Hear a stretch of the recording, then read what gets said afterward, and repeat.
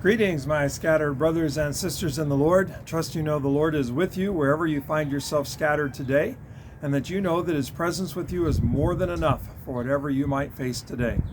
We are beginning a new series. We are going to take a look at the stories of Elijah and Elisha. You can find these in 1st and 2nd Kings. They start at 1 Kings chapter 17.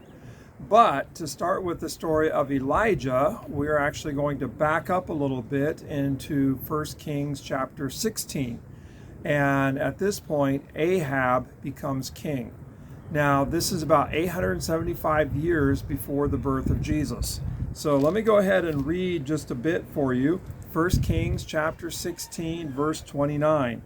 In the 38th year of Asa, king of Judah, Ahab, son of Omri, became king of Israel, and he reigned in Samaria over Israel 22 years.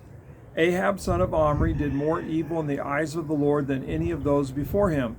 He not only considered it trivial to commit the sins of Jeroboam, son of Nebat, but he also married Jezebel, daughter of Ethbaal, king of the Sidonians, and began to serve Baal and worship him. He set up an altar for Baal in the temple of Baal that he built in Samaria. Ahab also made an Asherah pole, did more to arouse the anger of the Lord, the God of Israel, than did all the kings of Israel before him. And then we jump a verse or two over to chapter 17 and we meet Elijah. Now Elijah the Tishbite from Tishbe in Gilead said to Ahab, "As the Lord, the God of Israel lives, whom I serve, there will be neither dew nor rain in the next few years except at my word." Now, Ahab married Jezebel, daughter of the king of Sidon. And Jezebel and her father, they worshiped Baal. Baal was known as the storm god. And so I don't know what prompted Ahab to marry her. I don't know whether he was deeply in love with her.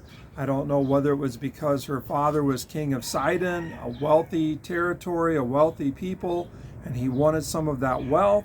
I don't know whether it was about power. I'm not sure what the motivation for this wedding was, for this marriage was, but what we see happen is that when Ahab does marry Jezebel, he doesn't just get Jezebel, he doesn't just get her father, doesn't just get the wealth, but he also gets her gods. The people of Sidon, they worship multiple gods, and Baal was the god that they gave credit to for rain, for storms. And in the area of Israel where Ahab was king, they needed rain. And so he built a temple to Baal and an altar to Baal, and began to participate in, instituted the worship of Baal, the storm god, amongst the Israelites. He probably still worshiped the Lord, but along with worshiping the Lord, he was also trying to worship this other god, Baal, the storm god. And so the Lord sends Elijah to him and says, "Look, there's not going to be rain until I say so, and unless I say so." Now, we're going to go deeper into this, but for today, I think the key thought is, what kind of alliances do I make? And in making those alliances, who do I end up worshiping?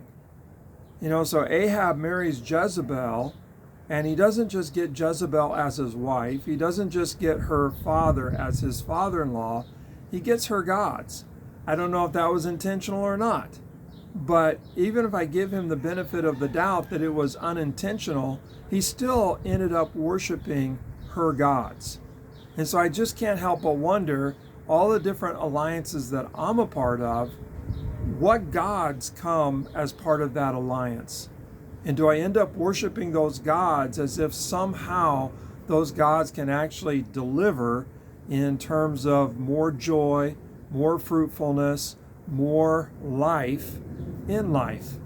And you can see the temptation to worship Baal. They needed rain, and so why not worship the storm god and see if that will produce any rain? And so again, what kind of alliances do I get myself into where I could end up worshiping other gods and goddesses as if those gods actually deliver rain, as if those gods actually deliver what I need to live a joyful and fruitful life. So I don't know where you're scattered at today. I don't know what challenges you're facing, but I would challenge you to kind of rethink, am I part of alliances that are actually demanding of me the worship of gods other than the Lord, as if those alliances deliver what I need instead of the Lord being the one to deliver what I need? I know, a lot to chew on.